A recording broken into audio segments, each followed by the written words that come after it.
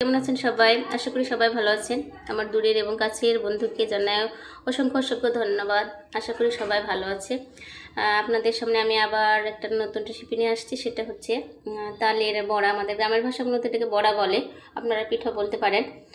তাল দিয়ে চিনি দিয়ে আর চাউলের গুঁড়া দিয়ে কীভাবে পিঠাটা বানালাম সেটা অবশ্যই আপনাদের আমি বানানোর মাধ্যমে শেয়ার করব। চলেন আমরা আর বেশি কথা বললাম না, মূল কাজে চলে যাই। তার জন্য আমি কিছু তাল নিয়ে নিয়েছি, সুন্দরভাবে সেকে পরিষ্কার করে। এখানে আমি এর মধ্যে একটু হালকা লবণ দিয়ে দেব আর চাউলের গুঁড়া নেব পরিমাণ মতো। আপনারা যতটুকু আর কি পিঠা বানাবেন ততটুকু নেবেন। আগে এখন এগুলো পানি দিয়ে ভালোভাবে আমি একটু মিক্সড করে নেব সুন্দরভাবে। সাথে পরিমাণ মতো চিনিও আমি দিয়ে দিলাম। যেরকম মিষ্টি খাবেন আর কি সেই রকম দিবেন।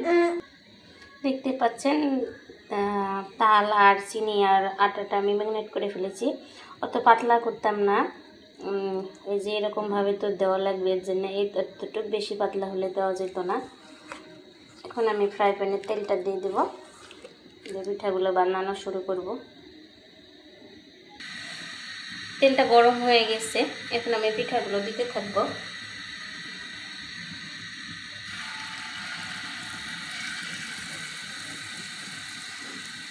এভাবে আমি সব পিঠাগুলো দিয়ে ফেলবো।